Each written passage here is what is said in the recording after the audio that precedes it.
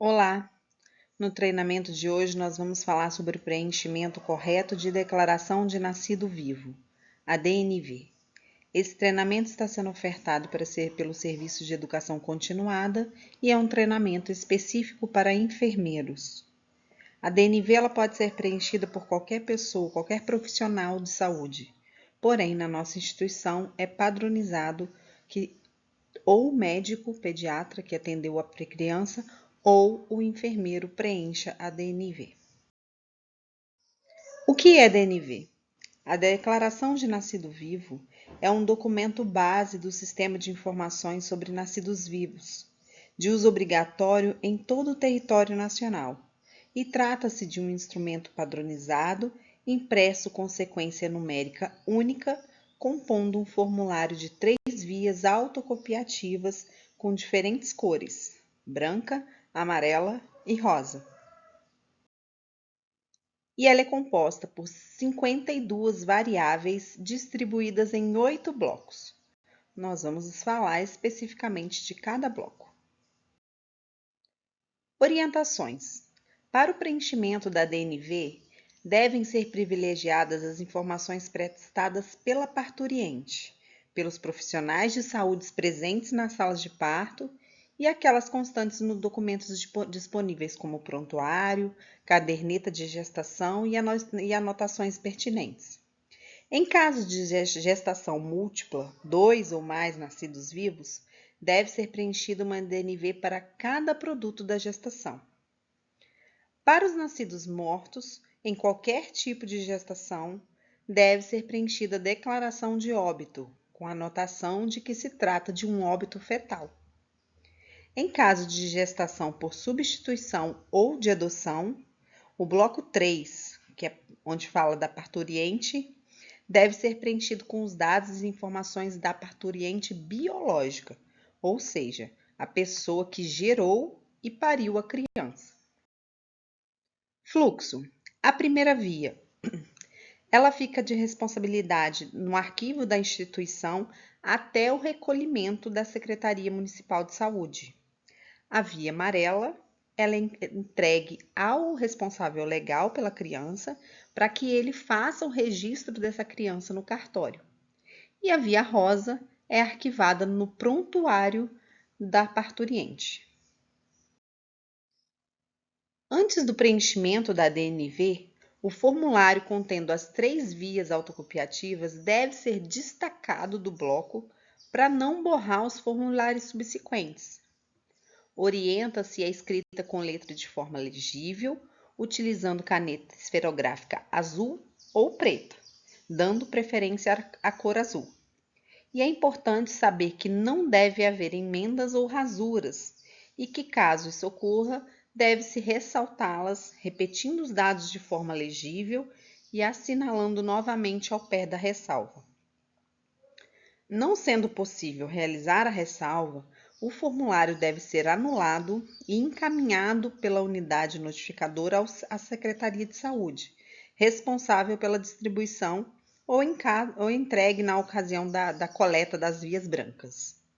Deve-se evitar variáveis em branco, assinalando a opção ignorado, quando não se conhece a informação solicitada, ou incluindo um traço quando não se aplica ao item correspondente, ou na impossibilidade de obtenção dos dados.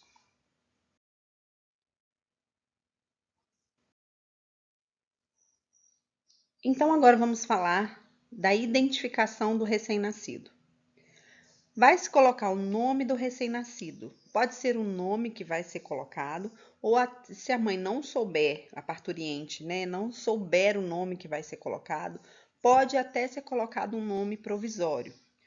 Isso não é motivo do cartório recusar essa DNV.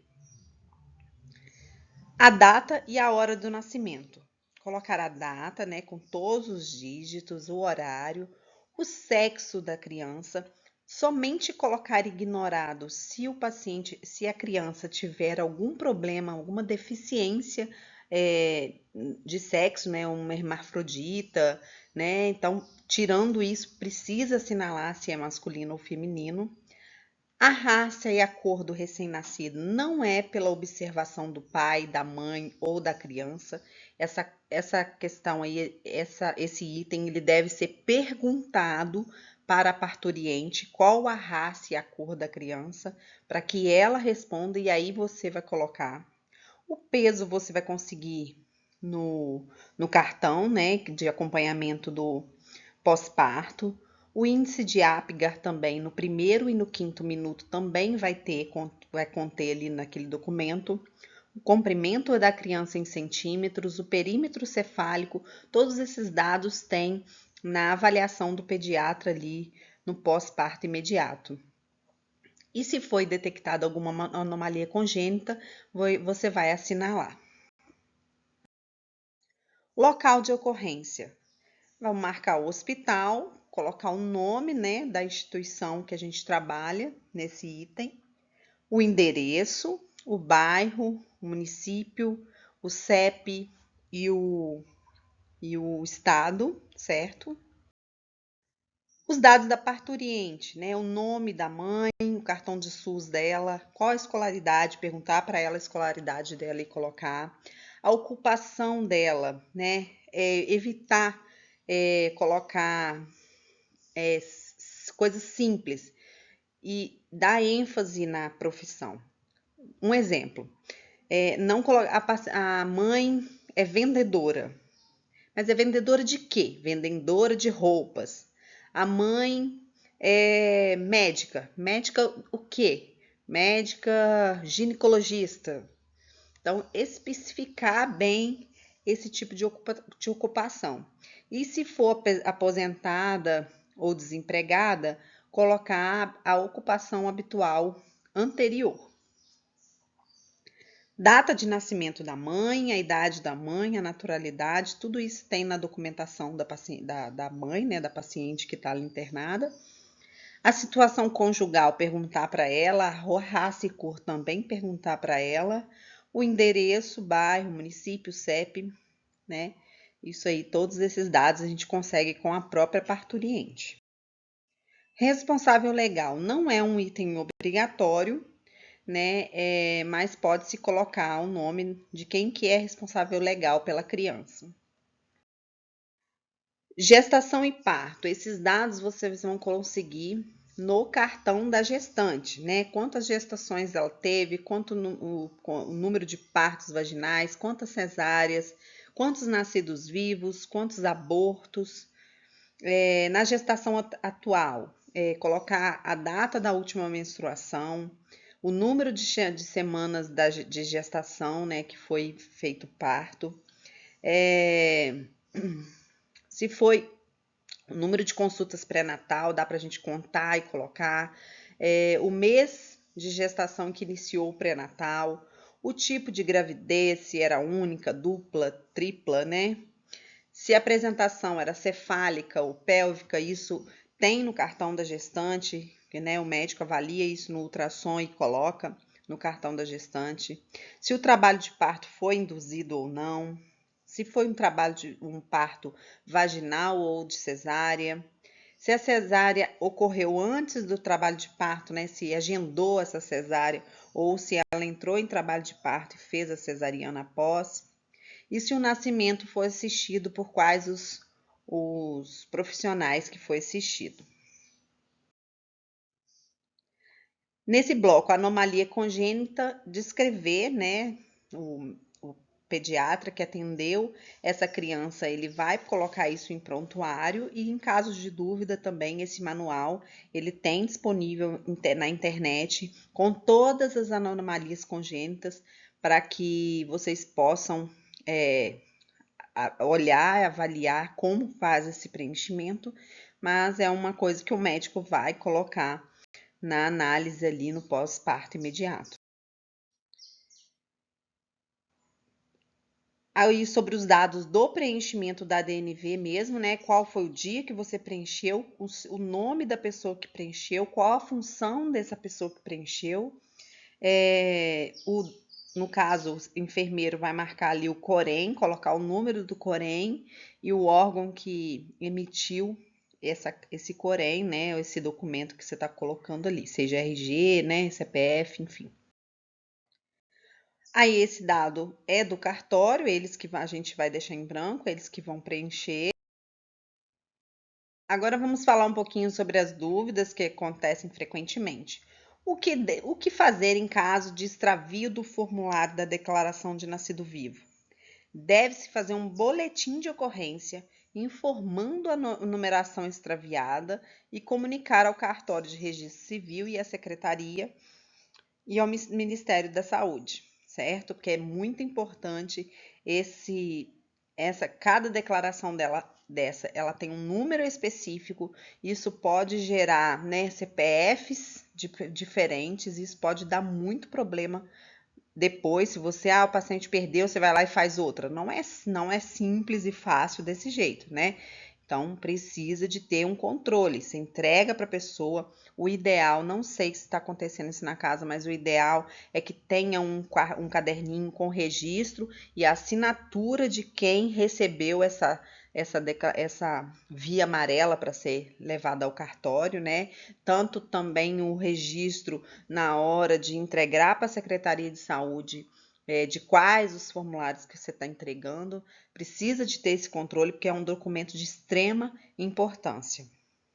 É possível emitir uma segunda via da DNV em caso de perda por parte dos responsáveis? Não é possível emitir uma segunda via. Em caso de perda ou extravio pela família, a Secretaria Municipal de Saúde pode providenciar uma fotocópia da via arquivada, seja ela branca ou a rosa, autenticá-la e datá-la para fins de registro no cartório. Então, se perdeu, você não vai fazer uma outra DNV, né? Vai ser feita uma fotocópia autenticada, né? Mas isso precisa chegar na coordenação, né? Não tomem essa atitude sem falar com a responsável pelas DNVs, que hoje, no caso, é a Edivânia, né? Então, qualquer situação que aconteça em relação a isso precisa ser comunicado a ela antes de tomar qualquer atitude. O campo responsável legal é obrigatório? Não, essa variável não é de preenchimento obrigatório. Como estimar o número de semanas de gestação se a data da última menstruação for ignorada? Caso a DUM seja ignorada, o número de semanas de gestação pode ser estimado pelo exame físico ou pelo ultrassom realizado pela parturiente, né? Então, ali nas ultrassons, pela ultrassom você consegue ali a data da última menstruação, né? O número de semanas que a paciente está.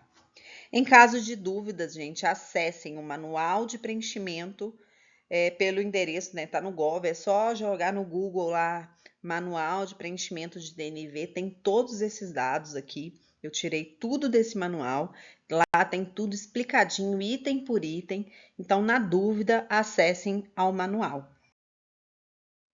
Dúvidas e sugestões podem ser colocadas no questionário que vai vir a seguir. Obrigada a todos por terem assistido e volto a falar novamente que, em caso de dúvidas, acessem o manual de preenchimento de DNV que é oferecido pelo Gov. É só digitar no Google, pesquisar, que vocês vão conseguir ver como que preenche cada item. Ok? Até o próximo treinamento. Obrigada por assistir.